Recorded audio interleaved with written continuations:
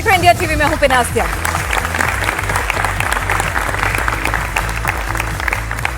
दुनिया में वैश्विक संकट है, विपक्ष कह रहा है भाई आर्थिक सुनामी आने वाली है, हालात बहुत खराब हैं, सरकार के अपने दावे हैं। इन दावों और आरोप प्रत्यारोप के बीच में सबसे पहले मैं आपके सामने एक छोटा सा आर्थिक रिपोर्ट का डेटा जो है, जो एमओएसपीआई ने आरबीआई की तरफ से जो तमाम बयान आए हैं उसमें जो निकल कर आया है वो सामने रख रही हूं। वित्त वर्ष 2025-26 यानी जो बीत गया उसमें जीडीपी ग्रोथ 7.7% रही। अगर जो आखिरी तिमाही यानी कि जो चौथा क्वार्टर था जनवरी मार्च 2026, उसमें जीडीपी ग्रोथ जिसमें युद्ध का एक महीना भी शामिल है, 28 फरवरी से शुरू हुआ था, वहां पर ग्रोथ जो रही थी जीडीपी की वो 7.8% रही थी। इसके बाद एग्रीकल्चर और अलाइड सेक्टर की जो ग्रोथ है वो 3.6% रही। और पिछली तिमाही की बात करें तो 1.7% से दोगुने से यानी कि ज्यादा। मैन्युफैक्चरिंग ग्रोथ जो है हमारी 7.3% रही, कंस्ट्रक्शन ग्रोथ 8.4% और प्राइवेट इन्वेस्टमेंट ग्रोथ जो है 10.8%, 3 साल का उच्चतम स्तर। और प्राइवेट कंजम्पशन ग्रोथ 7.1% और गवर्नमेंट स्पेंडिंग ग्रोथ 4.9%। दुनिया की कई बड़ी अर्थव्यवस्थाओं के मुकाबले अगर भारत की जो इकोनॉमिक ग्रोथ है, जो आगे आने वाले साल की अगर हम बात करें उसके लिए है 26-27, तो उसमें अगर हम बात करें, अगर चीन, जर्मनी, अमेरिका, तमाम मुल्कों की आप बात करें, उसकी तुलना में हिंदुस्तान की जो इकोनॉमिक ग्रोथ का प्रेडिक्शन है वो कम, यानी कि कमी आ रही है, लेकिन दुनिया के दूसरे मुल्कों के मुकाबले हम बहुत बेहतर स्थिति में हैं। आरबीआई ने अभी तक रेपो रेट स्थिर बनाए हुए हैं। रेपो रेट नहीं बढ़ने का अगर आम भाषा में मैं आपको मतलब समझाऊं तो यह है कि आपकी ईएमआई नहीं बढ़ने वाली, यानी कर्ज का बोझ नहीं बढ़ने वाला। आप सभी यहां मौजूद हैं, आपसे अगर पूछूं आपको आंकड़े सुनकर कैसा लग रहा है? अच्छा लग रहा है कि खराब लग रहा है? बताइए। अच्छा लग रहा है। अच्छा लग रहा है, ठीक है। विपक्ष को कैसा? नहीं, ठीक है, विपक्ष से भी पूछेंगे कि उन्हें कैसा लग रहा है। प्रधानमंत्री तो कह ही रहे हैं उन्हें हर चीज में नकारात्मकता और निराशावादिता नजर आती है, तो इन आंकड़ों को आप अपने तरह से नेगेटिवली डिकोड करिएगा। हमारे साथ खास मेहमान है, जरा जोरदार तालियों के साथ स्वागत करें। उन्होंने पहले ही बोलना शुरू कर दिया क्योंकि नेता हैं, रोक नहीं सके खुद को। अनिला सिंह जी हैं हमारे साथ, प्रवक्ता बीजेपी की। करण वर्मा है हमारे साथ, राजनीतिक विश्लेषक। प्रदीप भाटी जी हैं, प्रवक्ता समाजवादी पार्टी से। और अभिषेक तिवारी जी हैं, प्रवक्ता आम आदमी पार्टी से। भाई आंकड़े जो थे वो पॉजिटिविटी की तरफ इशारा कर रहे थे, लेकिन जब राहुल गांधी कह रहे हैं कि आर्थिक सुनामी आ रही है, देश बहुत मुश्किल हालात से गुजर रहा है, तो प्रधानमंत्री उसे एक अलग नजरिए से बयां कर रहे हैं। मुश्किल हालात हैं, लेकिन भाई पेसिमिस्ट होने की, निराशावादी होने की, अराजक होने की क्या जरूरत है? जरा सुन लीजिए प्रधानमंत्री क्या सलाह दे रहे हैं, क्या कह रहे हैं, फिर चर्चा को आगे बढ़ाएंगे। कांग्रेस की अराजकता में अवसर ढूंढने की राजनीति नहीं चलेगी। कर्नाटका की जनता में भी कांग्रेस सरकार को लेकर के बहुत आक्रोश है, और यही कारण है कि कर्नाटका में भी कांग्रेस को सीएम बदलना पड़ रहा है। आज देश में कुछ निराशावादी लोग हैं जो आत्मनिर्भर भारत अभियान का मजाक उड़ाते रहते हैं। देश के इस संकल्प को वो लगातार नीचा ही दिखाते हैं।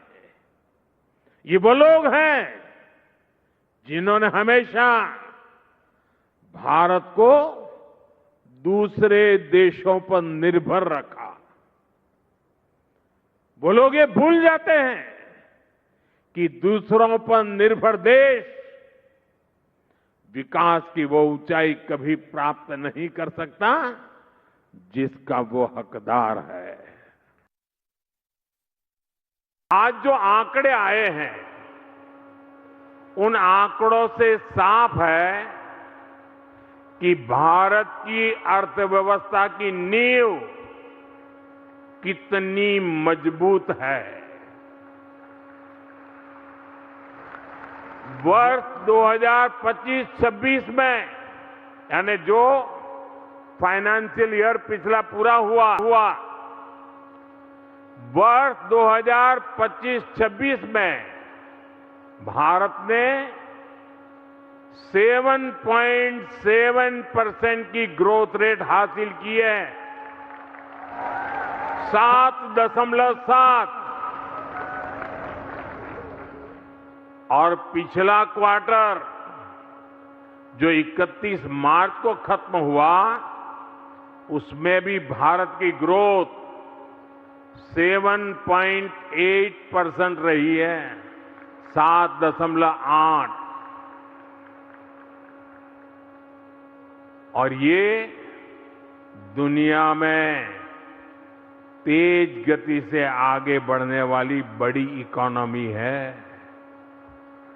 हर भारतीय को गर्व हो, ये है उसकी गति। भाटी जी, सुन लिया आपने, आंकड़ा भी पेश कर लिया, प्रधानमंत्री को भी सुन लिया, तो आप निराशावादी हैं या आशावादी हैं? धन्यवाद। आप सभी को नमस्कार। जब आप कहती हैं निराशावादी हैं, आशावादी है, तो मैं समझने की कोशिश करता हूं क्या माननीय प्रधानमंत्री जी के लिए कह रहे हैं या हमारे लिए निराशावादी कह रहे हैं? हम तो पूछ रहे हैं आप कौन से वाले हैं? क्योंकि मैं अगर माननीय प्रधानमंत्री आप समाजवादी हैं, पता है, निराशावादी और आशावादी पूछ रहे थे हम तो। नहीं, मैं बताता हूँ, आप एक सेकंड में खुद बोलिए। ऐसा थोड़ा सा डिबेट में अच्छा नहीं लगता है, थोड़ा सा धैर्य रखिए। जब आप निराशावादी की बात करते हैं तो मैं माननीय प्रधानमंत्री जी को ही कोट करता हूँ।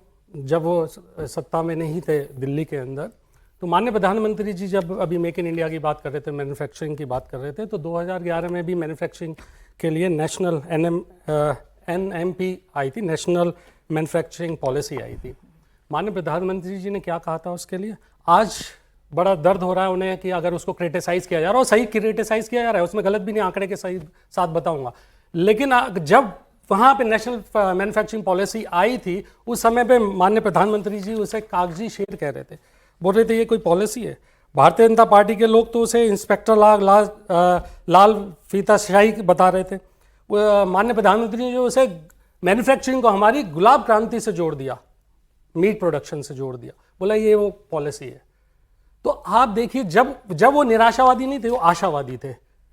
आज अगर विपक्ष सवाल पूछता है और सही सवाल पूछता है कि मेक इन इंडिया का हुआ क्या, मेक इन इंडिया पर अगर सवाल क्योंकि हमारे इंपोर्ट्स अगर बढ़े हैं, चाइना के साथ हमारा इंपोर्ट इतना ज़्यादा बढ़ गया और बाकी कंट्रीज के साथ भी हमने अनइक्वल पॉलिसीज, ट्रेड डील्स करी हैं, और अगर विपक्ष वो सवाल पूछ रहा है इन बेरोजगार बच्चों के लिए, महंगाई के लिए, किसानों की हालत के लिए और गरीबों का बद से बदतर हालत होने के लिए, प्रति व्यक्ति आय में आप यूपीए से भी पीछे, अगर एवरेज निकाले 10 साल उनका और इनके 10 साल, तो आप यूपीए से भी पीछे हैं। वही हाल जीडीपी ग्रोथ में भी है, एवरेज मैं बात कर रहा हूं, निकालेंगे तो आप पीछे हैं। और उसके बाद भी हम ये कहें आशावादी तो रहना चाहिए, और समाजवादी लोग तो आशावादी रहते भी हैं। तो आप आशावादी का ये मतलब कैटेगरी में नहीं है, आशावादी का ये मतलब नहीं है कि मोदी तो भक्ति करना। आशावादी का मतलब ये नहीं है मोदी भक्ति करना।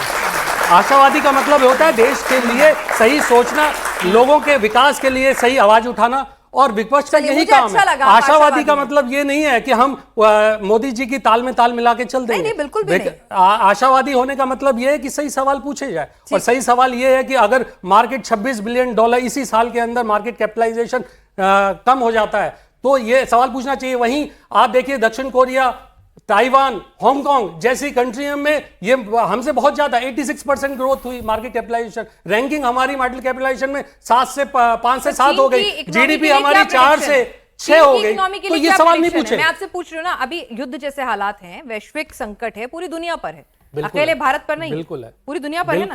तो उस स्थिति में मैं कंपैरिजन की बात कर रही हूँ कि नुकसान हो रहा है, पूरी दुनिया का हो रहा है, उस स्थिति में हम बेहतर हैं या नहीं? आपने बहुत अच्छा सवाल पूछा। जब भी हम बात करते हैं वैश्विक संकट आया 28 फरवरी के बाद से, क्या डॉलर हमारा डॉलर के कंपैरिजन में रूपी डिवैल्यूएशन क्या उसी दिन हुआ था? 90 के पार तो हम इतने टाइम से हो गए थे, तो क्या उसके कारण ट्रेड में, एक्सपोर्ट्स में प्रॉब्लम नहीं आएंगी, इंपोर्ट्स में सॉरी प्रॉब्लम्स नहीं आएंगी? तो आप अगर ये सवाल पूछें और आप ये कहें कि बिकॉज एक लंबी इकोनॉमिक पॉलिसी का ये इफेक्ट होता है, जिसके कारण आप ये देख रहे हैं जो रुपए की वैल्यू आज वर्स्ट परफॉर्मिंग, एशिया में वर्स्ट परफॉर्मिंग करेंसी है रुपी, तो क्या ये एक दिन में हो गया? ये तो एक लंबी पॉलिसी रही ना, और सवाल लगातार उठे। आप उसको आज के साथ जोड़ के वैश्विक संकट बता के और अपनी खामियों को, इकोनॉमिक पॉलिसीज की जो गलतियां हैं उनको छुपाने की कोशिश करें, तो वो गलत है। उस पे हमें सवाल उठाने का। मुझे आप ऐसी 5 चीजें बता दीजिए जिससे मैं आशावादी हो जाऊं, बहुत खुश हो जाऊं कि सब कुछ अच्छा चल रहा है, ऑल इज वेरी वेल। मेरी सभी को राम राम। और सबसे पहले तो मैं अपने प्रदेश के यशस्वी मुख्यमंत्री जी, आज उनका जन्म दिवस है, और उत्तर प्रदेश जो भारत की अर्थव्यवस्था में अपना बहुत महत्वपूर्ण योगदान देता है, दूसरे नंबर पे आता है, और उसके मुखिया जो हैं योगी आदित्यनाथ जी हैं, तो उनको ढेर सारी बधाई और शुभकामनाएं उनके जन्मदिन पर।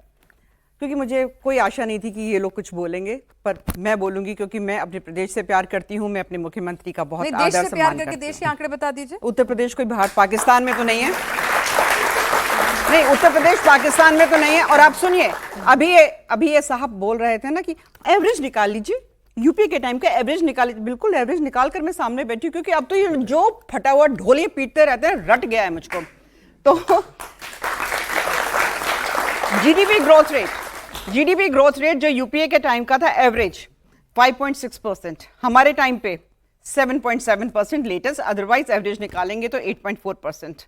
ठीक है, इन्फ्लेशन इनके टाइम डबल डिजिट 9.3 to 10%, हमारे टाइम मैक्सिमम 4.8% to 5% अभी, जबकि पूरा विश्व जो है युद्ध की विभीषिका में उसकी आग में अपने आप को झुलसना पा रहा है। विदेशी मुद्रा भंडार इनके टाइम पे 304 बिलियन, हमारे टाइम पे 700 बिलियन के पार। ठीक है, हमारे टाइम पे जो करदाता हैं ऑलमोस्ट 7 करोड़ और इनके टाइम पे ऑलमोस्ट 3.5 करोड़। ठीक है, आप इनका जो एवरेज निकाला था इनके मुंह पे मैंने मार दिया वो कागज आंकड़ों के साथ। गलत दिया है। ये एनडीए है और ये यूपीए है। गलत दिया। दूसरी बात, इन्होंने ग्रोथ रेट बोली, इन्होंने अभी चाइना की रियल टाइम होल्ड ऑन आप बोल रहे थे। नहीं, मैं बोलने नहीं दूंगी, मैं बोलने नहीं दूंगी भाई। पश्चिमी उत्तर प्रदेश से आती हूँ, आवाज बड़ी बुलंद है मेरी, मैं बोलने नहीं दूंगी, मैं बोलूंगी। अब आप चुप रहेंगे। आपने चीन की बात करी, चीन का जो ग्रोथ रेट है साहब वो है तकरीबन 4.9% और हमारा कितना लेटेस्ट अभी हाल फिलहाल फोर्थ क्वार्टर 7.8%। हाँ, इटली का जो है वो कितना आ जाता है 0.7%, जर्मनी 0.4%, जापान 0.8%। अरे बात क्या करते, कभी तो गर्व कर लो अपने भारत पे, कभी नहीं करना है आज। दूसरी बात, हम लगातार देख रहे हैं, देखिए पहले कोविड आया, कोविड के बाद हमने देखा यूक्रेन रशिया का युद्ध शुरू हो गया। यूक्रेन युद्ध वाला युद्ध समाप्त भी नहीं हो पाया था, हमने देखा एक और नया युद्ध शुरू हो गया, जिसकी वजह से पूरा जो विश्व, खासतौर से मेरा देश जहां पे तेल का उत्पादन नहीं होता है, हम डिपेंडेंट हैं, उसके बावजूद आप देखो देश के प्रधानमंत्री जी ने भारत के हर नागरिक को यह सुनिश्चित किया कि आप आराम से जिंदगी काटो, हम हैं यहां पर बैठे हुए चिंता करने के लिए। हाँ, अगर ये लोग कहते हैं फ्यूल रेट आप कंपेयर कर लीजिए पूरे विश्व के साथ, मेरे भारत का कंपेयर कर लीजिए। राहुल जी को नहीं कन्विंस कर पाए, वो इतनी टेंशन है। नहीं, राहुल जी तो क्या है ना, हमारे प्रधानमंत्री जी तो समुद्र में नीचे जो है वो डाइविंग करते हैं और द्वारकाधीश के दर्शन करते हैं, प्रणाम करते हैं, नमस्तक होते हैं और वो स्नॉर्कलिंग करते हैं। कौन सा खजाना नीचे समुद्र के गाड़ा हुआ है, क्या कर रहे हैं? खूबसूरत है समंदर के नीचे की दुनिया, समंदर के नीचे की दुनिया अक्षय कुमार खूबसूरत है, ऐसी बात नहीं है, वो सलमान खान सर्टिफाइड समझ रहे हुए हैं, क्या समझ रहे हैं? हाँ, इस देश का अगर कोई हीरो है तो वो है नरेंद्र मोदी जी। उन्होंने सिद्ध करके दिखा दिया। आज जो जितनी डेवलप्ड कंट्रीज हैं, आज उनको अगर चैलेंज मिल रहा है तो किससे मिल रहा है? ग्लोबल जो ग्रोथ रेट है हमारा ऑलमोस्ट 17% है वर्ल्ड में। ठीक है, जो मोस्ट डेवलप्ड इकोनॉमीज है आज हमको अपने सामने एक चैलेंज की तरह पाती हैं। ठीक, तो आगे बोलूं? सब चंगा सी, हाँ, नहीं सब बढ़िया सी, सब और बढ़िया चंगा सी। ही चलिए, चंगा बहुत है। बढ़िया। चलिए भाई, थोड़े आशावादी हुए आप सब? थोड़ा विनाश जी, एक सेकंड रुकिए ना, आप इतना बोले, अभी सबको टर्न करने दीजिए। विनाश जी मुझे 2 मिनट दीजिएगा, इससे ज्यादा नहीं बोलूंगा। हाँ। मुझे नहीं पता कि आशावादी निराशावादी, भारत के लोग तो आशावादी हैं। आप लेकिन हैं? 2000 बिल्कुल हैं। 2014 तो ये प्रधानमंत्री कौन से वाले लोगों के लिए कह रहे हैं बोलने शायद? दीजिए, मैं जवाब दे ठीक है। दूंगा। हाँ, 2014 के बाद निरंकुश का दौर अगर कोई लाया है तो भारतीय जनता पार्टी लाए, देश के प्रधानमंत्री नरेंद्र मोदी लाए।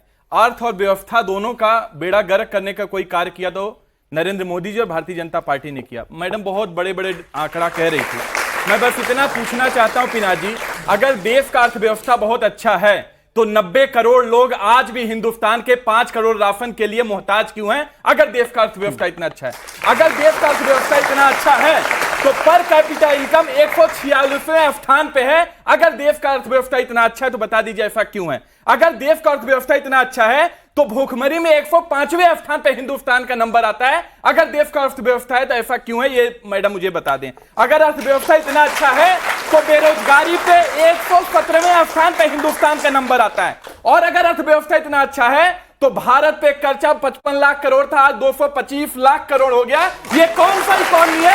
ये देश की जनता और हमारे युवाओं को बताएं। अगर देश का अर्थव्यवस्था इतना है तो बेरोजगार के लिए आज का डेटा बता रहा हूं, आज लाखों लोग जंतर मंतर पे अपने न्याय की मांग कर रहे थे और देश का शिक्षा मंत्री अपना इस्तीफा नहीं दे रहा है। तो ये कौन सा अर्थव्यवस्था है? ऐसा अर्थव्यवस्था नहीं चाहिए। अगर अर्थव्यवस्था इतना अच्छा है तो विदेशी निवेशक पर घंटे 400 करोड़ रुपए भारत मार्केट से निकालने का कार्य करें। ये कैसा अर्थव्यवस्था है? ये कैसा अर्थव्यवस्था है देश का जो महिमा मंडन नरेंद्र मोदी का किया जा रहा है? मैं इसीलिए कह रहा हूं कि देश का बेड़ा गर्क करने का अर्थ का भी और व्यवस्था का भी कोई कार्य किया तो भारतीय जनता पार्टी किया। नरेंद्र मोदी जी के निकम्मेपन की वजह से यह हालत है। देश का अर्थव्यवस्था इतना है, देश का अर्थव्यवस्था इतना है कि आय कम हो रही है और खर्चा दुगना हो रहा है। यह देश का अर्थव्यवस्था है। तो पूरी तरीके से हिंदुस्तान को बर्बाद करने में कोई कोर कसर भारतीय जनता पार्टी वाले नहीं छोड़े। फिलहाल नेगेटिव पॉइंट्स लेके लाए, आप कह रहे हैं आशावादी हूँ, कुछ भी पॉजिटिव नहीं देखा आपने, और फिर कह रहे हैं मैं आशावादी हूँ। मैं कह रहा हूँ आप तो एक भी आशा की किरण नहीं लेकर आए। ऐसा लगा हिंदुस्तान एकदम चौथी अर्थव्यवस्था नहीं है बढ़ती हुई, ट्रिलियन की इकोनॉमी नहीं बनने जा रहे। ऐसा लग रहा है सब कुछ बड़ा गर्क हो रहा है। हम लोग तो इतने आशावादी हैं कि अंग्रेजों को मार के भगा दिए। ये कौन भाजपा भारतीय जनता पार्टी वाले? इनको उखाड़ फेंकने में हिंदुस्तान की जनता को ज्यादा समय नहीं लगेगा। इनका क्या वक्त है हिंदुस्तान की जनता के सामने? चलिए राजनीतिक विश्लेषण अब आंखें खोलो। आम आदमी पार्टी जो है खुद बर्बाद हो चुकी है। मुख्यमंत्री जो है पी के मस्त हैप्पी मूड में बात कर लीजिए। आप बता दीजिए जो आप बता रही थी भैया एजुकेशन में घोटाला, एक्साइज में घोटाला, नेताओं की पिटाई, अधिकारियों की पिटाई, हमारे युवाओं को क्यों नहीं मिल रहा है? आज बेरोजगारी के लिए अपने रोजगार के लिए हिंदुस्तान का युवा कर रहा है। आप कह रहे इकोनॉमी चंगासी, सब चंगासी। अगर अच्छा इकोनॉमी है, अच्छा इकोनॉमी है तो मोदी जी कह रहे हैं विदेश में जाओ, हम जाएंगे, क्यों आप लोग मत जाओ। अगर अच्छा इकोनॉमी है तो पेट्रोल और डीजल का दाम क्यों आसमान छू रहा है? अगर अच्छा इकोनॉमी है तो डॉलर मजबूत क्यों हो रहा है? आप बताइए देश की जनता को, युवाओं को बता दीजिए, मुझे बताएंगे। हम तो अनिला जी आपके पास आऊंगी, जरा आप पहले जवाब देंगे या करण के पास पहले चले जाऊं? आपके पास नहीं, आप प्लीज इनको दीजिए, फिर आप मुझे मौका दीजिएगा। जवाब नहीं है जैसा ठीक है, नहीं जवाब पूरा सॉलिड है, एक बात का है। हम तो चंगे हैं, आपकी पार्टी नेताओं को एक बार आरोप प्रत्यारोप कर लेने दीजिए, क्योंकि ये लोग अपने अपने हिसाब से नैरेटिव सेट कर रहे हैं। उसके बाद जो आंकड़े हैं वो क्या नैरेटिव सेट कर रहे हैं, हकीकत क्या है, वो हम करण से समझेंगे। जी अनिला जी, भाई नौकरी क्यों जा रही है? नौकरी नहीं, मैं पीछे से स्टार्ट करती हूँ। पेट्रोल क्यों नहीं, एक मिनट सुन लीजिए ना, पेट्रोल दूध सब कुछ महंगा क्यों हो रहा है? और आरबीआई ने जो फ्यूचर ग्रोथ प्रेडिक्ट की है उसको भी उन्होंने रिवाइज किया है 6.6% if I am not wrong. ठीक है, नहीं आप ये देखिए, फिर भी पूरे विश्व में सबसे ज्यादा फास्टेस्ट ग्रोथ इकोनॉमी किसकी हो रही है? ये जो आपने आंकड़ा दिया 6.4% का, उसके बाद भी भारत जो है अव्वल नंबर पे आता है। हाँ, इन्होंने अभी कहा कि भाई ये बता दीजिए रुपया इतना कमजोर कैसे हो रहा है। आज जो है पूरा विश्व जो है युद्ध की मार झेल रहा है तो रुपया कमजोर हुआ। यूपीए के टाइम पे कोई युद्ध नहीं था विश्व के अंदर, उसके बाद भी अगर 60% रुपया गिरा, यानी 40-45% था, तकरीबन 90 से ऊपर पहुंचा रुपया। वो क्यों पहुंचा? इनसे पूछना चाहिए। अभी उनको बोल दीजिए, जब आप इनका सारा नेगेटिव गिनाया, इनकी पॉजिटिविटी के लिए है ना, पॉलिसी मैंने तो ऑब्जेक्शन किया। ये सुनिए ना, पॉजिटिविटी के साथ ही बोल रही हूं, उसको समझने के लिए बिल्कुल नॉर्मल माइंडसेट में होना चाहिए। वन पे वन फ्री वाला प्रोसेस नहीं चलने वाला। तो दूसरी बात यह है कि अभी इन्होंने नौकरियों की बात करी है। मैं लेटेस्ट डाटा दे देती हूं। मैन्युफैक्चरिंग में हम 10.4% आगे बढ़े हैं। अगर मैन्युफैक्चरिंग में इतना आगे हम बढ़ रहे हैं तो क्या ऐसे हवाई डिजिटल बढ़ रहे हैं क्या? कुछ नजर ही नहीं आ रहा।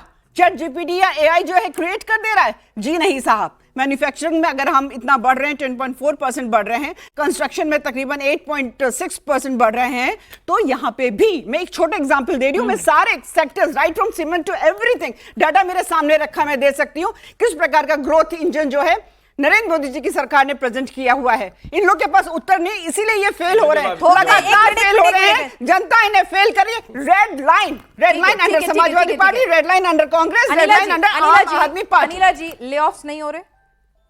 नहीं, ले ऑफ, एक मिनट, ले ऑफ्स नहीं हो रहे?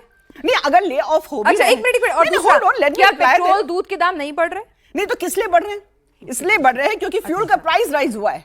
इसलिए नहीं कि कोई पॉलिसी फेलियर हुआ है। पॉली पैरालिसिस जो है कांग्रेस के टाइम, यूपीए के टाइम हुआ करता था। हमारे यहाँ पॉलिसी पैरालिसिस नाम की चीज नहीं है साहब। ठीक है करण, ठीक है, एक सेकंड सर प्लीज। अब उन्होंने काफी देर तक वो शामिल नहीं हुआ, उनको शामिल करूं, फिर आपके पास आ रही हूं। करण ठीक है, यहाँ पर एक चीज सीधे सीधे हम समझें कि भाई नैरेटिव अपने हिसाब से सेट करने की कोशिश की जा रही है दोनों तरफ से। हालात मुश्किल हैं, जिसे प्रधानमंत्री खुद कह चुके हैं। संयम बरतने की और कुछ करेक्टिव मेजर्स लेने की सबको, हर भारतीय को जरूरत हो, ये भी वो बोल चुके हैं। तो ऐसे में हम ये कहें कि भाई ठीक है, ओवर ऑप्टिमिज्म नहीं, लेकिन कहीं ना कहीं दुनिया के दूसरे देशों में जो इस युद्ध के असर हुए हैं उससे बेहतर हमारे हालात हैं। Is it right? उससे काफी बेहतर हमारे हाल हैं। और मैं देखिए अब आपसे इजाजत चाहता हूं, मैं बोलूंगा और अभिषेक जी को कायदे से एक्सपोज करने जा रहा हूं। ये बीच में चू तड़ा ना करें, ये आप देख लीजिएगा, ये मुझे चाहिए, क्योंकि इन्होंने एक सांस में इतने झूठ बोले हैं और तालियां भी बटोर ली। देखिए स्पीच मोदी देखिए ये बीच में इनको मिर्चा लगनी शुरू होने जा रही है। टिकट टिप्पणी नहीं किया, रुकिए ना। ये बोलने से पहले इतना डर है इनको। डर नहीं, धोने जा रहा हूं आपको मैं, डर नहीं रहा हूं आपको, धोने जा रहा हूं मैं। जेनजी का इतना डर है कि पहले डराइए नहीं, बोल, अरे भैया डराइए नहीं, एंड में डराइए तो लोग दूर हो जाएंगे। लोकतंत्र में रहते हैं, डराइए नहीं, तुम्हारे में रहते हैं, तुम्हारे खैरात में थोड़े रहते हैं। बोलेंगे क्यों नहीं? डंके की चोट में बोलेंगे। सुनिए ना, बोलिए सुनिए आप। ना, तो डराइए नहीं, जनता दूर हो जाएगी। अभी पंजाब में चुनाव, प्यार से रखिए सब। जरा सुनिए, आप जरा इनके विवेक का, मैं इनके विवेक का आप सब भाई बहुत पढ़े लिखे हैं, मोबाइल हाथ में है। इन्होंने कहा भारत हंगर इंडेक्स में 105वें नंबर पर है। सोचिए कौन सा सर्वे ये बिलीव करते हैं, 105वें नंबर पे भारत, 103 नंबर पे जिम्बाब्वे है, वो भारत से लेता है आटा और ये सब, उसको उससे ऊपर रखा है। इस सर्वे को ये बिलीव करते हैं। ठीक है, ये नंबर पे पहली बात। इसका कोई तर्क है? इसका कोई तर्क है? आप अरे जाइए, खुद होके आइए। उधारी लेकर आप अगर खा रहे हो, इनको चुप नहीं कराएंगे, डिबेट नहीं हो सकती फिर। अगर आप इनको चुप नहीं कराएंगे, इतनी मूर्खतापूर्ण बातें करते हैं, निकलेंगे नहीं यहाँ से। अंधभक्त वाला लॉजिक दे रहे हो। अंधभक्त नहीं, आप एक पढ़ा मिनट लिखा सुनिए करिए ना, थोड़ा। सुनिए ना सर, आपका डेटा आराम से मैंने सुना, आपकी ताकि इनको बातें, expose होने दो। सब सही, कायदे भाई, से expose उनके होने पास दो सुनिए इनको। ना, डेटा की सबसे खूबसूरत बात ये होती है ना, उसके रेफरेंसेस आप अपने अपने हिसाब पिनाश से जी डेटा ही तो नहीं दे रहे। पिनाश जी मैं डेटा ही दे रहा हूं। पिनाश जी इनको आपको चुप कराना होगा, ये बात गलत है। नीचे हम ऊपर हैं। अरे भाई ये अरे ये इतनी आप मूर्खता ये की कहना चाह रहे हैं, बातें आप कर ये रहे हैं। एक मिनट, नहीं अरे लॉजिक यहाँ देश का छोड़िए युवा ना, पढ़ा लिखा है, छोड़िए ना, अरे छोड़िए ना, पढ़ा सुनिए, लिखा है, तभी आपसे नहीं जाता। तभी अरे आपका सुन सीधा लीजिए ना। साफ हो गया है। भाइयों का भी जानता है। जंतर मंतर जाओ भाई, इनको जंतर मंतर भेजो यार। सुनिए, डायलॉग इनको कहाँ इंडिया चले जवाब जाए, इनको बिल्कुल जंतर सुन मंतर लीजिए। भेजो। मैं कह रहा हूं, एक सेकंड मेरी बात सुनिए। नहीं, नहीं, क्या तरीका है ये? आप ये कहना चाह रहे हैं कि यार, ये क्या तरीका है भाई? हिंदुस्तान से ज्यादा बेहतर है, ज्यादा तरक्की मैं है, बिल्कुल नहीं ज्यादा कह रहा। अच्छा मैं है, बिल्कुल यही तो नहीं कहना चाह रहे हैं मैं आप। बिल्कुल नहीं कर रहा हूं। पिनाश जी, मेरी बात सुनेंगे? हिंदुस्तान महान है, ठीक है। हिंदुस्तान को चलाने पिनाश जी, अगर ये तरीका है, तो बार बार कह रहा हूं चलिए, आपको जब पिनाश मौका जी, मिलेगा तब आप अगर ये तरीका है डिबेट का, ये जाहिल तरीका नहीं चलेगा यहाँ, अराजक तरीका। जाहिल कौन है? जनता तय ये करेगी। सब मत देखिए, बोलिए। सब जनता देखिए, तय कर चुकी है, आप जाहिल सब देखिए ना। एक मिनट सुनिए ना, बीच में आप बोले जब जा रहे हैं, मैं आराम से सुन रहा आप हूं जब आपकी बोले बात। थे तब किसी ने भी कुछ कहा था? मैं कुछ नहीं बोलूंगा। धारा प्रभाव बोलिए बोले, मत। तालियां बटोरी, मैं आपको बोल किसी दिया। ने नहीं कहा। आप चुप रहेंगे अब आप? बिल्कुल चुप रहूंगा। अब आपने मुझसे कहा था 2 मिनट में बोलूंगा, चुप रहिएगा, सब चुप रहे। अब आप वो बोलेंगे, अब आप चुप रहेंगे। बहुत बहुत धन्यवाद। इन महाशय ने बोला कि फॉरेन इन्वेस्टर डेली जा रहे हैं, एफआईज में बाहर जा रहे हैं। इनसे पूछो, मोटी बुद्धि, एफडीआई होती है रियल चीज, फॉरेन डायरेक्ट इन्वेस्टमेंट, जो कि हमारे इंफ्रास्ट्रक्चर में, फिजिकल एसेट्स में होता है। इस वर्ष 94 बिलियन डॉलर्स के इन्फ्लोज आए एफडीआई में, कल का आंकड़ा है ये कह रहे भाग रहे हैं फॉरेन इन्वेस्टर्स। एफआईज का भागना जो होता है, जो स्टॉक मार्केट में होता है, लार्जली स्पेक्युलेटिव होता है, लार्जली टेम्पररी होता है, वो अपॉर्चुनिस्टिक होते हैं। पर जो ठोस इन्वेस्टमेंट होती है, दैट इज एफडीआई इन्फ्लोस, जो कि है 94 बिलियन डॉलर्स। पर ठोस बात इनके बुद्धि में नहीं घुसेगी। आगे चलते हैं। इन्होंने कहा नौकरी कहां है, नौकरी कहां है, 10 साल में नौकरी कहां है। इनसे पूछो, 5 शहरों में मेट्रो थी, आज 25 शहरों में हो गई। 74 एयरपोर्ट थे, आज 150 हो गए। 12 किलोमीटर प्रतिदिन बनता था, आज 37 किलोमीटर। ये कौन, क्या जिन आ रहे हैं, रोबोट आ रहे हैं बनाकर? अगर लोगों को रोजगार नहीं मिल रहा है, कौन बना रहा है? ये सोचने वाली बात है कि नहीं है? 10 साल का आंकड़ा आरबीआई का है, 17.5 करोड़ नौकरियां। अगर मैं बात करूं 2014 से लेकर 24 तक, ये इनकी बुद्धि। अगली बात इन्होंने क्या बोली? इन्होंने कहा डेट बढ़ गया, 50 लाख से इतने करोड़ हो गया। वहां इन्होंने मोटे मोटे आंकड़े ले लिए, डेट टू जीडीपी रेशियो नहीं लिया। ऐसे तो अंबानी के पास भी बहुत बड़ा डेट होगा, कई जगहों पे किसी कंपनी के पास डेट होगा, पर उस डेट को चुकाने की उसकी औकात है, हैसियत है, उससे उसका आंकलन किया जाता है। इन्होंने उस पूरी चीज को गोल कर दिया, कह दिया मोटा मोटा डेट पहले इतना था, आज मोटा मोटा डेट मैं आपको इतना एक है। डेटा दे देती हूँ, तो जो ये है फॉरेन इनकी बुद्धि। जो एक चीज बोल दूं पिनाश जी, एक हाँ, आखिरी हाँ, चीज, बीजेपी की किस्मत कहां अच्छी, मैं ये बताऊं, काम तो अच्छा कर रहे हैं, इनको ऐसी मोटी बुद्धि विपक्ष मिली हुई है। अब ये इनकी सबसे बड़ी लॉटरी लिखी हुई है। इनसे सवाल, मैं भी आपको एक डेटा दे देती हूँ, मई 2026 का डेटा है, ठीक है। जो एफपीआईज होते हैं उसमें 33,000 करोड़ जो है उन्होंने विड्रॉ किए। जो आप बात करें तो उन्होंने कहा ना कि जो फॉरेन इन्वेस्टमेंट्स होती है, पोर्टफोलियो एफआईआईज जो होती है, ठीक है। उसके अलावा अगर एफडीआई की बात करें, जो डायरेक्ट इन्वेस्टमेंट की बात कर रहे हैं, तो उसका आउटफ्लो जो है वो लगातार जो है वो वो इन्वेस्ट कर रहे हैं, वो बने हुए हैं, वो 94 तटस्थ बिलियन हैं। डॉलर से ठीक total है, inflows। तो वो बना हुआ है। जवाब तो ले 30 सेकंड किस चीज का जवाब देंगे? इन्हीं के जवाब दे। अच्छा बताइए। इस टाइम पिनाजी देश में क्या हो रहा है? अभी विपक्ष कोई मोटी बुद्धि कर रहे थे। 4 लोग हैं देश में, अगर जिम्मेदारी तय करना है तो नेहरू जी हैं, वो तैयार हैं। अगर क्रेडिट देना है तो मोदी जी हैं। डेटा दे दीजिए कोई जवाब ना। आ रहा हूं ना, कोई जवाब पिनाजी नहीं। आए, अभी इनको चुप तो कराइए। हाँ, हाँ, बोलिए। जिम्मेदारी तय करना है तो नेहरू जी हैं, ठीक है। क्रेडिट देना है तो मोदी जी हैं, टेंडर देना है तो अडानी जी हैं, सवाल पूछना है तो अरविंद केजरीवाल और राहुल गांधी हैं। ये देश में चल रहा है, ये देश में चल रहा है। पिनाजी ये पूरा डेटा इनका।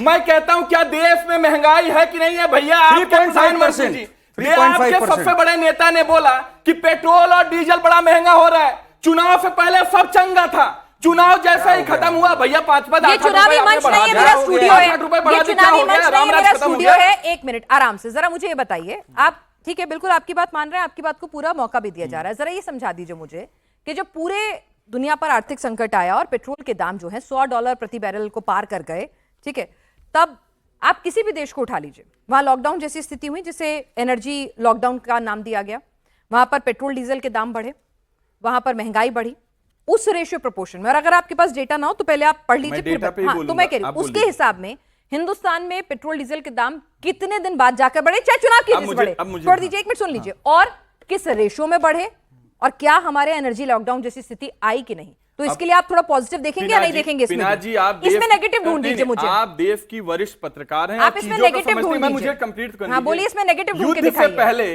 क्रूड ऑयल का रेट क्या था? जब अगर क्रूड ऑयल का विदेशी मार्केट में रेट कम हुआ तो क्या यहां रेट मोदी जी किए थे कम? क्या जनता को फायदा मिला था नहीं मिला था? आप बता दीजिए।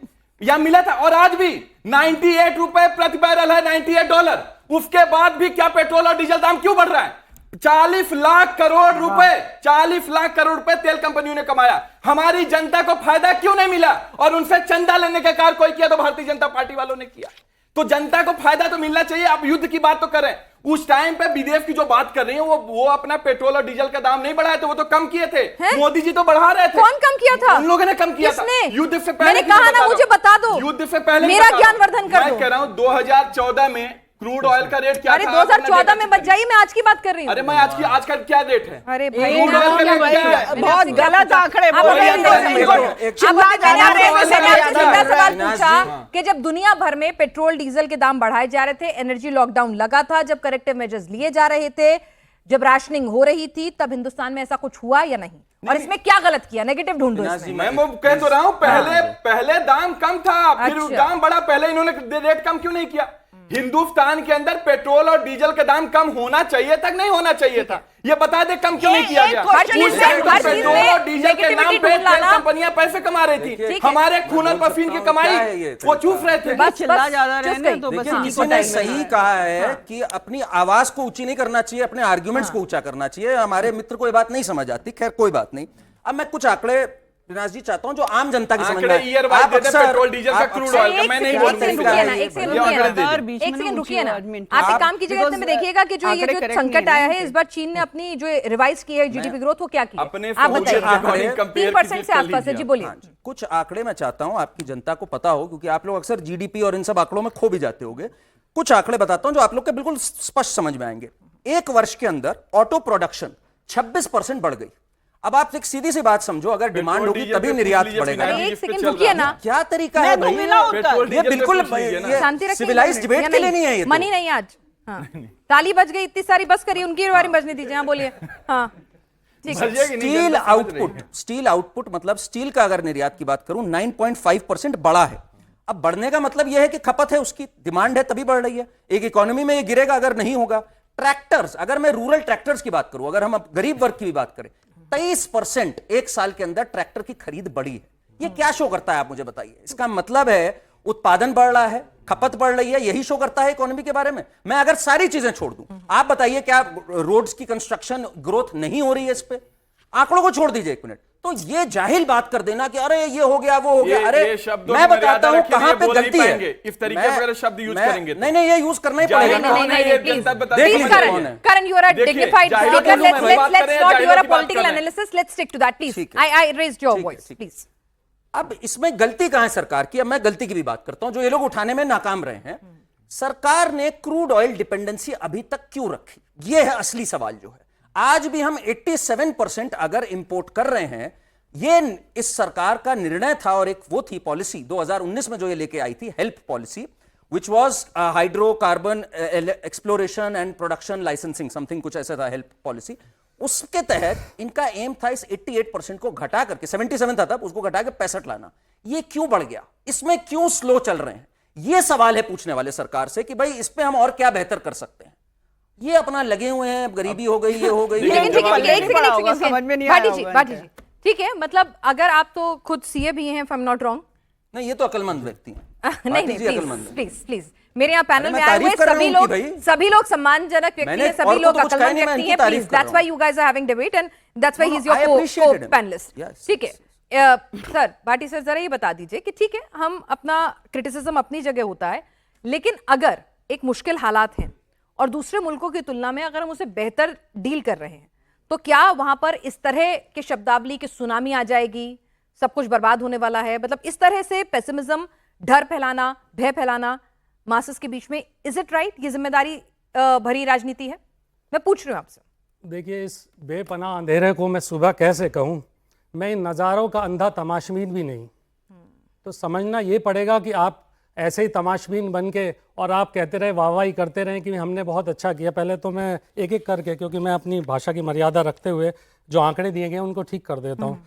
पहला आंकड़ा नॉमिनल जीडीपी ग्रोथ का बता दूं, जो एवरेज का ये मेरा गलत बता रही थी, 11.6 था 2004 से लेके 14 तक, और 2014 से लेके 25 तक 7.9 था। एवरेज होता है 9.6 यूपीए का और एवरेज होता है 5.5 के लगभग एनडीए गवर्नमेंट का। ठीक है, तो आंकड़े सही करने चाहिए। दूसरी बात, आप एफडीआई में बहुत सारे लोग उलझ गए, एफएफआई, एफडीआई आ गई, तो चलो नेट एफडीआई देख लेते हैं। नेट एफडीआई आपका बिल्कुल सही आंकड़ा है कि आपको बताएगी कितना आया कितना गया। नेट एफडीआई अगर 2025 और 24 का एक कंपैरिजन कर ले तो $500 बिलियन रिड्यूस हुआ, $500 बिलियन, और उसके बाद लगातार घटता गया। कब से नहीं, reduce हो ही नहीं सकता। अगर मैं बता रहा हूँ construction हो गया, factories आ गई, देखिए, वो मैं roads बता बना रहा रहे हैं, तो हूँ, सुनिए ना, FDI मैंने कैसे? 2024 नहीं, और गलत बोल रहे हैं, 25 झूठ बोल रहे हैं। झूठ बोल रहे हैं, सुविधाजनक नहीं झूठ बोल रहे हैं। एवरेज डाटा एफडीआई आउटफ्लो, नहीं सुन लीजिए, पढ़ रहा हूँ मैं। इन 2025 स्टूड एट एफबीआई के बारे में आप बात कर रहे हैं, मैडम, एफपीआई तो बात दूसरी है। एफडीआई और एफएफआई का आपको माना कि आप लोग आज पूरे भारतवर्ष में कहीं है नहीं सफरचंद, ये एक राज्य में है, वहां पे भी खत्म होने की कगार पे है, पर झूठ मत बोलिए। पहले आप ये समझ लीजिए, पहले कुछ और बात कर रहा हूँ मैडम, कुछ और पे ले रही है, कुछ और। तीसरी बात, एक और बात, आपने एक बात और बहुत अच्छी एक बात आई, क्यों हम आप कहते नहीं महंगाई बढ़ रही है, आंकड़े गलत हैं। मैडम मेरे आंकड़े बिल्कुल सही हैं। आपके आंकड़े बहुत सही हैं, आपकी ये बहुत अच्छी ग्राउंड पे बात क्या है। महसूस हो रहा है वो जनता को बात डिसाइड जरूरी करने है। और दीजिए। जो जी चलिए ठीक है, आप बताइए। हाँ, मैं जो दो तीन चीज बता रहा था, इन्फ्लेशन की बात हुई, महंगाई की बात हो रही है। देखिए, महंगाई आप अपने आपने बहुत सही बात कही कि आंकड़ों की, डेटा की ये खूबसूरती है कि आप अपने हिसाब से यूज कर लो उसे और अपने हिसाब से दिखा दो। ये करण जी ने भी करा, मतलब अगर आप देखें कि अगर क्यूमुलेटिव है, मैं तो क्यूमुलेटिव इन्फ्लेशन की बात कर रहा हूँ। अगर फूड इन्फ्लेशन देखें, आंकड़े हैं आपके समाजवादी पार्टी के जो व्हाट्सएप चलते हैं, उनकी भी सुन लीजिए, गलत होंगे तो आप गलत कर नहीं, दीजिए। गलत आंकड़े इतनी क्यों आप बोल पढ़ी रहे हैं? लिखी हैं और इस तरह की भाषा का प्रयोग कर नहीं, रहे हैं, गलत बात कुछ है, आपको आप इफेक्ट हो गलत रहा आंकड़े है, बोलोगे। आपको आप बिल्कुल गलत बोले, गलत आंकड़े बोलोगे आप और क्या, मैं यहाँ बैठकर अच्छा तालियां मैं बजाऊंगी आपसे, आपके अगर लिए। मैं नहीं आपको बजाने यहाँ वाली। पे प्रदेश देखिए, की आप जनता ने भी आपके लिए ताली नहीं बजाई, मैं भी नहीं बजाने वाली हूँ। आपको गलत एक्सपोज आंकड़े नहीं मत करना बोलिए, चाहता, सही 2 मिनट आंकड़े में 2 बोलिए। सवाल पूछ ठीक है, के ठीक है, आप एक प्लीज मिनट, थोड़ी नहीं, सी नहीं, मर्यादा please, let's not get रखें। into नहीं, it, आप मैं आपसे- नहीं पर्सनल हो रहे हाँ, हैं, नहीं, वो बोलिए, बात बोलिए। भाषा ठीक नहीं लगती। नहीं, आप personal तो मैं क्यूमुलेटिव, होती नहीं, मुझे अगर क्या आप मतलब इन्फ्लेशन आपसे? देखेंगे, अगर फूड इन्फ्लेशन देखेंगे, लगभग 3.25 गुना बढ़ गया है। और अगर एसपीआई आप देखेंगे तो लगभग 2 से 2.5 गुना के करीब बढ़ गया। तो इसका मतलब सभी चीजों का दाम 2 से लेके 3% तक 3 गुना बढ़ा है। तो इसको आप डिनाई नहीं कर सकते। और एवरेज, पूछिए 2-3 गुना कब से, अरे मुझे बता दीजिए। ये 2014 से कह रहा हूं मैं भाई। नहीं, अभी मैं इनकी देखिए, युद्धकाल की बात कर रहा हूं, चीजें जरा अभी अगर दाल के दाम बढ़े, सर, आज हम ये फूड के चर्चा दाम अभी के बढ़े, लिए कर रहे हैं। प्रोडक्ट्स के दाम बढ़े, ऐसे अगर देखा वो जाएगा। दुगने हो गए और इनकम नहीं बढ़ी है तो आदमी का सवाल महंगाई लगेगी ना। जो ये सवाल वाजिब उठाए गए थे आपकी तरफ से भी, मैं कि जवाब दे अगर ये सकता हूं सवाल क्या? उठ रहे हैं कि भाई लोगों को राहत क्यों नहीं मिल रही है, लोग परेशान क्यों है, बेरोजगारी क्यों है, ये सब आप इसलिए तो फील हो रहे हैं क्योंकि आपने 2014 से लेके 2025 तक या 26 तक जो ये सरकार चलाई है उसमें कहीं ना कहीं नियाज, कुछ ना मैं कुछ जवाब आपकी दे पॉलिसीज नहीं, के ठीक है, फॉल्स हैं। करें। उसके बाद आपने कहा फ्यूल की बहुत ठीक बात कही कि फ्यूल के लिए आप जो इंपोर्ट कर रहे थे आपने ऑल्टरनेटिव जनरेट ही नहीं करे। ये कोई एक दिन में तो चीज होती नहीं है। आपको 28 फरवरी को पता चला कि भाई हाँ फ्यूल की रिक्वायरमेंट, हम इंपोर्ट बहुत ज्यादा कर रहे हैं, बहुत डिपेंडेंसी है, तो क्या ऑल्टरनेट एनर्जी सोर्सेज नहीं क्रिएट करने थे? हमें ईवी पे नहीं जाना चाहिए था? हमने ईवी पे चाइना पे डिपेंडेंसी कर दी।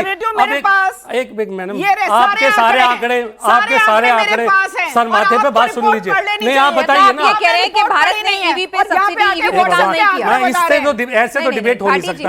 आप पूछिए, आप ये पूछिए क्या अच्छा हमारी इंपोर्ट घट गया क्या? फ्यूल इंपोर्ट घट गया क्या? जो आप बोल रही मेरे आंकड़े गलत है। मैंने आपसे ऑल्टरनेट पूछा कि आपने ऑल्टरनेट, मैडम इस तरह से डिबेट हो रही है। आप अपने आप को अपने आप एक्सपोज कर रही है मैडम, आप अपने आप एक्सपोज कर रही है। सुन लीजिए ना बात प्लीज। हाँ मैंने कहा आपको ऑल्टरनेट क्रिएट करने थे, आपने नहीं करे। आपको 10 साल का टाइम था। आपने अगर बैटरीज के लिए लिथियम चाहिए था, रेयर अर्थ मिनरल्स के लिए आपको चाइना पे डिपेंडेंसी थी, तो आपको बहुत सारी चीजें करनी थी, सिलसिलेवार करनी थी। अगर ये सवाल पूछे जाए, आप हाइड्रोजन पे जाते हैं, आप ईवी के लिए वो करते, मैन्युफैक्चरिंग इंक्रीज करते, मैन्युफैक्चरिंग कहां से इंक्रीज हो गई? आपको रिपोर्ट यहाँ पे लाके पढ़ रहे हैं, बहुत गलत मैंने बात तो है। रिपोर्ट कोई पढ़ी नहीं, नहीं पढ़ी नहीं। एक स्टैंडर्ड वो लेके आई है कि व्हाट्सएप रिपोर्ट लगता है ज्यादा व्हाट्सएप देख लिया, नहीं व्हाट्सएप मैंने तो कोई रिपोर्ट ही नहीं पढ़ी। नहीं मैंने रिपोर्ट पढ़ी मैडम, नहीं पढ़ी ना, नहीं पढ़ी तो क्या व्हाट्सएप करेंगे? मैंने एक रिपोर्ट पढ़ी नहीं है, बोल रहे व्हाट्सएप कमाल की बात है। देखिए एक और चीज है, देखिए कोई दौरा नहीं है। आरबीआई ने कहा है कि 7.7 जो अभी जो पिछली बार जो रही है, उसके बाद अगर हम बात करें कि 6.6 पर उन्होंने उसको घटाया है। भाई विपक्ष इसमें मौका ढूंढ रहा है कि भाई आपकी इकोनॉमी स्लो डाउन हो रही है, डेटा भी कह रहा है। तो इसको क्या ये माने कि ऐसी विषम परिस्थितियों में अगर जो स्लो डाउन हुआ है दूसरे मुल्कों की तुलना में कम है, तो इस बात को मान के खुश हो जाए? नहीं, नॉट जस्ट कि दूसरे मुल्कों की तुलना कम हुआ है, बट ओवरऑल भी बहुत अच्छा किया है। मैंने जैसे आपको आंकड़े दिए अभी, मैंने तो ये आंकड़ों पे गया ही नहीं मैं। और आरबीआई ने जो आगे फ्यूचरिस्टिक बताया कि भाई महंगाई दर बढ़ेगी।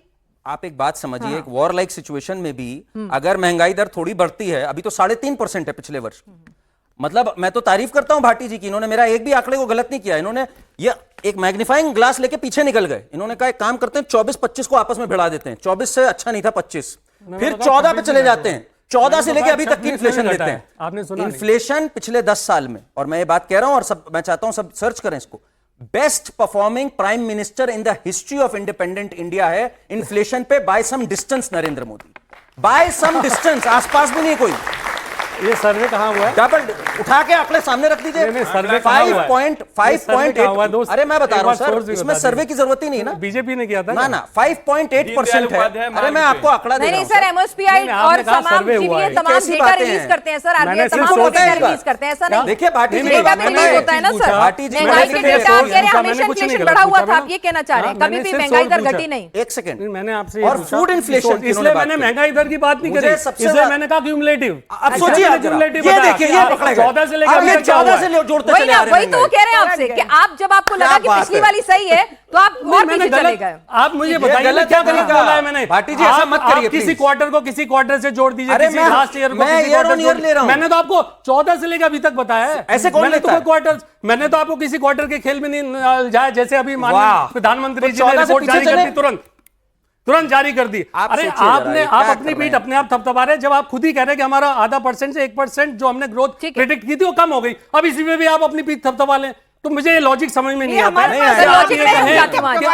जब हम कह रहे थे अगर पूरी दुनिया में सभी ने अपनी अगर ग्रोथ रेट रिवाइज की है ईयर ऑन ईयर देखी जाती है, इसका एक जवाब सुन लीजिए। आप मुझे समझाइए ना, मेरी इकोनॉमिक्स मैं इसको बताता हूँ। आपने लगातार बोल रहे दूसरे को भी बोलने दीजिए। मेरा नंबर था, मेरा तो नंबर ही मेरा नंबर चल रहा था, आप बीच में आ गए। उन्होंने मेरे से सवाल पूछा, आप बीच में आ गए, आप पूछ लीजिए। मेरे से सवाल पूछा, मैं जवाब दे दूं अगर आप इजाजत दे, आपसे इजाजत ले लेता हूं। चलिए, मैंने कहा देखिए आप ना बहुत देर से कंफ्यूजन चल रहा है, इस कंट्री की इतनी परसेंट बढ़ी, उस कंट्री, वो ऑलरेडी अपने पीक पे पहुंच चुके हैं। अगर मेरे 33% नंबर आते हैं तो मेरे पास मार्जिन है 90 नंबर लाने का, और कोई 90 पे ऑलरेडी बैठा है, 95 पे। आपको इकोनॉमिक्स अगर आप देखेंगे तो उसका आप कंपैरिजन तो किसके साथ कर रहे हैं? चाइना ने ग्रोथ पिछले 2 दशक में बड़ी जबरदस्त करी, आज वो 4% पे आ गए, रियल टर्म्स में 4% आ गए, और हम 6% के आसपास हैं या 7% के करीब है। तो हमने हमारे पास चांस है। आप इसमें खुश हो रहे हैं, एग्रीकल्चर ग्रोथ 3.5-4% रहेगी। 3.5 था। इस ग्रोथ से आप एग्रीकल्चर ग्रोथ जी, मैं से बोल देश सकता को हूं। डबल डिजिट से आप जाके कहीं चाइना को सरपास कर पाएंगे, अमेरिका की टक्कर कर अच्छा, पाएंगे। मतलब आप गोल पोस्ट ही अगर change कर देंगे। आप नहीं, टॉपिक क्या चेंज कर रहा है? नहीं, गोल पोस्ट गोल पोस्ट कैसे चेंज हो बताइए, बताती क्या हूँ। गलत बोला मैंने? 2000 मैंने कहा बोला कंट्री के कंपैरिजन आप गलत कर रही हो नहीं बोला किसी आपने। कंट्री के अब साथ भाई में, वो कह रहे हैं वो 90% कंट्री एक ऑलरेडी बच्चे के नंबर आते फ्लरिश थे। कंट्री है, ठीक ऑलरेडी है, डेवलप ठीक है, मैं कंट्रीज जरा- है, उनकी देखिए, अब इकोनॉमी मैं- ऑलरेडी तो हम स्टैग्नेंट develop ना हो हो। चुकी है। हम वो समझाने की कोशिश करें, आप क्या है भाई, कंपैरिजन ये क्या एप्पल टू तरीका है? एप्पल बोलने नहीं करिए, देंगे, कैसे एप्पल टू बोला एप्पल जाए? कंपैरिजन करिए। आप कंपैरिजन इस तरह का करेंगे अच्छा। तो किससे करना है? अच्छा भाई, मैंने किससे वही तो करना है? कहा। पाकिस्तान अरे आपको से, एग्जांपल भी बांग्लादेश दिया से? कि 30%, 33% नंबर बाटी जी, आप ही बोलना चाहते हैं, दूसरा ना बोले मेरे से कोई। यार वो मेरे से मैं बोल रहे हैं। दूसरा नहीं, आप गलत आप बोल रहे हैं, वो मुझे बोल रहे हैं, बताने दीजिए, वो आप बोल गलत रहे हैं, बोल रहे हैं। भाटी जी, अब यार, आपने बोल लिया। आप- करण मुझे जी बोलने को दीजिए मौका ना दे जरा दो थोड़ा एक सा। मिनट। करण जी, करण जी तो भाई आपने- एक मिनट, देखिए, वही आप ही का सवाल अब लेके जरा जा रहे हैं। देखिए करण इन्होंने जी, क्या बोला ये है। कह रहे हैं कि देश की आंखों पर धोखा जी। दिया जा रहा है, पट्टी डालने की कोशिश की जा रही है। वो कह रहे हैं कि भाई अगर चाइना ने अपना रिवाइज करके 3 पे लाए हैं, वो हम रिवाइज करके 7.7 से हम कह रहे हैं कि 6.8 6.6 के करीब रह सकता है। ये हमारा ये तो आप prediction कह रहे हो, ये नहीं एक कह मिनट, रहे एक हैं, ये मिनट। कुछ और ही ट्रिप पे ये हैं। आप क्या कहना चाह रहे हैं? आप क्या कह रहे मैं हैं? बता रहा हूं ना, ये अब कह मुझे रहे हैं बोलने कि दीजिए, 90 फिर चालू हो जाएंगे ठीक 2-3 है, मिनट हाँ, के लिए। हाँ। जरा मुझे बोलने दीजिए भाई। मैं नहीं होता हूं। देखिए, एक अनमोल रतन दिया है हमारे भाटी जी ने भी, अभी एक अनमोल रतन है। इन्होंने कहा कि वो सब तो ऊपर पहुंच ही चुके हैं, हम ऊपर पहुंच रहे हैं, बहुत अच्छी बात है भाई। कोई भी इकोनॉमी जब ग्रो कर रही होती है तब सबसे बड़ा रिस्क होता है पिनाज जी इन्फ्लेशन होने का, जब ग्रो कर रही होती है। इन महाशय का कहना है अब तब तो हमारे को सबसे बड़ा रिस्क होना चाहिए था इन्फ्लेशन का। उसके बाद पिछले 10 साल की अगर मैं एवरेज इन्फ्लेशन की बात करूं 5% और उसके कम रही है, तो हमारे पास तो और बड़ा रिस्क था इन्फ्लेशन होने का। यूपीए के टाइम पे 3 साल तक 10-10% था, 10-10% इन्फ्लेशन डबल डिजिट रेट। में और फूड इन्फ्लेशन इनको पता नहीं, फूड इन्फ्लेशन की बात कर रहे हैं। 2 क्वार्टर पहले फूड इन्फ्लेशन ऑलमोस्ट 0% पे था। There was no food inflation at all. अब हुआ है थोड़ा सा आफ्टर दिस हॉर्मोन्स। ये हालत है इनकी, और ये 2014 के पीछे निकल जाते हैं। नहीं 14 से मतलब अभी तक आंकड़ों के कितना हुआ अंदर है? क्या आंकड़ों बोलूं? के यहाँ बैठे अंदर- हुए बच्चे थोड़ा ठीक सा है, बुद्धि वही अगर चलिए लगा- बच्चों के लगा पास ही लो। चलते हैं। बुद्धि मुझे लगाइए, लग रहा है थोड़ी बहुत सी सारे बुद्धि यहाँ पे लगाइए, आंकड़े हैं। बिल्कुल लगाइए बहुत बुद्धि। सारे आंकड़े थोड़ी सी हैं। ध्यान भी दे दीजिए। जरा बच्चों आप से कह रहे हो पूछ नहीं, लेते हैं इन last लोगों को quarter का क्या compare लग रहा करूंगा है। मैं सर तो। सुनिए ना, इकोनॉमिक ऐसी चीज है, ठीक है, आंकड़े आपको सामने नजर आते हैं, नहीं, डेटा में हर कोई दूसरी अपने बात। हिसाब से इंटरप्रेट करता है, लेकिन जब दूसरी आप मैंने बता- सरल नहीं, नहीं, भाषा अगर में आप- समझाया था अगर कि सब आपकी सर्च कर purchasing- सके। एक मिनट Inflation से सुनिए मैंने ना सर, compare अगर ही आपकी किया था। परचेजिंग पहली पावर बात ये बढ़ अलग रही track पे है, चलेगा। अगर आपको बेटर इंफ्रास्ट्रक्चर मिल रहा है, अगर आपकी जो लाइफ ग्रोथ है अगर आपको होती हुई दिख रही है, तो महसूस होगी, और महंगाई भी महसूस होगी, सब कुछ महसूस होगा सर। ग्राउंड पे आके सब महसूस होता है। हो गया युद्ध को 4-5 महीने, इन्हें क्या महसूस हो रहा है, क्या लग रहा है, जरा इनसे पूछ लेते हैं। जी आप लोगों के पास सवाल? जी मेरा बैठ के पूछ लीजिए बेटा। मेरा अपोजिशन से सवाल है कि आप बार बार 2014 बोल रहे हो, तो बस यही है कि 2000 अगर मतलब 2 ईयर का ही ले लें तो 11 से 12 जो हमारा गरीब रेशो था वो 21.9% था, एंड वही हम 14 से 15 ले लें तो वो 14% हो चुका है। तो 7.3% गरीब रेशो जो हटा है। हर चौथा बंदा आज स्टारबक्स की कम से कम कॉफी पी रहा है। उस ये समय Gen Z मुझे है नहीं भाई, लगता हाँ? कि आप लोग स्टारबक्स की कॉफी उस समय इतने अफोर्ड कर पाते थे। नहीं नहीं, इतना आप- इतने भी आप- नहीं पी रहे आप बहुत स्टारबक्स की कॉफी। खुशनसीब ठीक हैं है, वो अगर अच्छा आप- थोड़ा अच्छा, ठीक है, ठीक है, Starbucks उसकी की भावनाएं कॉफी पी पा रहे समझिए। हैं। हाँ सुनिए, ठीक है, इन्होंने इनका जवाब नहीं, दे दिया। इनका- ये इनको बोलने दीजिए, ये बहुत देर से नंबर नहीं आया एक इनका। बस छोटा सा जवाब। आप बोलेंगे? बहुत अच्छी बात बहुत है, देर से इन्होंने नहीं बोले ये। स्टारबक्स की चलो, बात ठीक की, है। 80 करोड़ लोगों को राशन फ्री राशन पे जिंदा है। आप अपने आप को खुश नसीब समझिए। दूसरी बात, 2014 से कंपैरिजन नहीं हो रहा है दोस्त। 2014 से लेके अब तक क्या ना हुआ जी, है, 80 इकोनॉमी करोड़ की राशन एक दिन वाली की बात नहीं भी होती बोलना है। चाहता मैं हूं। आपको आप आंकड़े जब अभी इजाजत दे दें। दूं कि 5% है, वो किसी रात में पूरा आंकड़ा नहीं होता है। आप कंपेयर तो पूरा करेंगे ना। जब आप कंपेयर कर रहे हैं कि भाई हमारी सरकार बहुत अच्छी चल रही है, तो कंपेयर यूपीए के साथ करेंगे। अगर आप उत्तर प्रदेश के अंदर कंपेयर करेंगे, वही आंकड़े आप देखेंगे माननीय अखिलेश यादव जी सर, सरकार वो में छोटा बहुत बच्चा वो बेहतर अपना economic, कंपैरिजन कर रहा है कि मैं पहले ऐसे लोकल results कॉफी रहे पीता था, बड़ी compared to ब्रांडेड योगी पीने लगा, उसे सरकार। अच्छा लग रहा होगा। तो चलिए ऐसा- ठीक है, सवाल। मैम मेरा सवाल बीजेपी से है कि अगर प्रधानमंत्री कह रहे हैं कि आत्मनिर्भर भारत बनना चाहिए, तो मैम आत्मनिर्भर भारत बनेगा कैसे जब हर दूसरे दिन कोई एग्जाम लीक हो जाता है या फिर महंगाई बढ़ जाती है, तो ऐसे बढ़ेगा कैसे भारत? नहीं भाई, पेपर कराने में तो आप आत्मनिर्भर हो नहीं पा रहे हैं, आगे कैसे होंगे? नहीं, बिल्कुल पेपर लीक नहीं होने चाहिए। हाँ। पर जो सरकारें जो पेपर लीक करती हैं, उनकी गिरफ्तारी करती हैं, उनके ऊपर अंकुश लगाती हैं, तो एक चीज तो सिद्ध हो जाती है कि उन सरकारों की नीयत में कोई खोट नहीं है, क्योंकि ऐसी सरकारें पहले, आप चुप रहिए, ऐसी सरकारें नहीं है। मैं उत्तर प्रदेश से आती हूँ। नकल माफिया जो है, वो जो मौजूदा सरकारें रहा करती थी, जो लाल टोपी वाली हैं, उनके साथ मिलकर नकल माफिया का उद्योग चलता था। गांव गांव में नकल माफिया का उद्योग चलता था। बिल्कुल नहीं होने चाहिए पेपर लीक। बच्चों के मानसिकता पे बहुत ही नेगेटिव इफेक्ट पड़ता है। परंतु ये भी अप्रिशिएट करना चाहिए कि सरकार जो है ऐसे लोगों को बिल्कुल छोड़ती नहीं सरकार के लिए पॉजिटिव दूसरी- देखिए हर चीज में थोड़ा थोड़ा। जी हाँ हाँ और तो सबसे मैं ज्यादा एक पेपर लीक चीज भी उत्तर प्रदेश में हुए हैं। ठीक है इनके लिए भी, इसके लिए भी वो ताली कह रहे हैं भाई इनके लिए कार्रवाई बजा तो हो दीजिए। रही है, माफिया जो पहले से था पहले से बेहतर हुआ है, ठीक है। हाँ, निराशावादी नहीं होना है। हाँ जी। आशावादी रहना है। अगली बार नहीं होगा। मेरा कोई सरकार से क्वेश्चन नहीं है, मेरा इस देश से क्वेश्चन है। अच्छा, देश से भाई हाँ कौन जी। जवाब देगा फिर? आई अच्छा, थिंक पूछिए। पूरे देश को कि हमारे देश में इतने जो बेचारे बच्चे हैं उनके हाथ में पान मसाला जैसे पैकेट आजकल पाए जाते हैं, किताबें क्यों नहीं पाई जाती? अच्छा 100% लिटरेसी रेट क्यों नहीं है? क्यों नहीं है? ठीक और है। जो ठीक भी है, लोग अच्छा हैं, सवाल है आपका, जवाब मैं अनिला जी से लूंगी। और सवाल किसी के पास है आज के टॉपिक से जुड़ा हो, इकोनॉमी से जुड़ा हो? दीजिए उधर जी, इधर आ जाइए, माइक आगे दीजिए मुझे प्लीज। हाँ जी, हाँ जी पूछिए। मैम आपने कहा हमारी कोई किसी भी पॉलिसी को पैरालिसिस नहीं हुआ है, लेकिन हमने देखा कि अमेरिका ने हमारे ऊपर इंपोर्ट टैक्स लगा दिया, जिसकी वजह से हमारी एक्सपोर्ट इंडस्ट्री बिल्कुल बर्बाद हो गई। हमारा जो हैंडीक्राफ्ट का बिजनेस था बिल्कुल बंद हो गया। जो लोग बहुत अच्छे हैंडीक्राफ्ट के मतलब काम करने वाले थे वो सब आज रिक्शा चलाने में मजबूर हैं। तो इसके लिए गवर्नमेंट क्या कर रही है हमारी कि इंपोर्ट ड्यूटी कम हो या गवर्नमेंट कुछ सब्सिडी दे? नहीं, आपका प्रश्न वाकई में बहुत अच्छा है और ये इसकी चिंता हमारे राष्ट्र के प्रधानमंत्री जी कर रहे हैं। इसलिए जो ट्रेड डील पुख्ता रूप से अमेरिका चाह रहा है उस पर रजामंदी नहीं हो रही है भारत की। जियोपॉलिटिक्स है, हर चीज को देखना पड़ता है, परंतु आज की तारीख में भारत जो है आंख से आंख मिलाकर अगर अमेरिका से बात कर रहा है वो इसलिए कर रहा है क्योंकि अमेरिका की भी मजबूरी है कि भारत को वो इग्नोर नहीं कर सकता है। एक बार इनको भी सवाल पूछने दीजिए जी, बोलिए। सर लाइक मेरा देश से सवाल है। आप बोलते हैं रेलवे ग्रो कर रहा है, आप बोलते हैं ना रेलवे ग्रो कर रहा है, इकोनॉमी ग्रो कर रहा है, तो रेलवे से एक सवाल है। अभी मुझे टिकट बुकिंग करना है, आप 15 दिन का आप रेशियो ले लीजिए। 15 दिन का रेशियो में आप जाकर के IRCTC ऐप खोलिए, आपको टिकट नहीं मिलेंगे। रेलवे बोल रही है, वैष्णवी सर बोल रहे हैं हम अभी वंदे भारत निकाले हैं। क्या मिडिल क्लास वंदे भारत का सीट वो अफोर्ड कर सकते हैं? तीसरा मेरा सवाल है, आप ट्रेन से बहुत सफर करते हैं, ठीक है। आज के टॉपिक से जुड़ा हुआ कोई सवाल?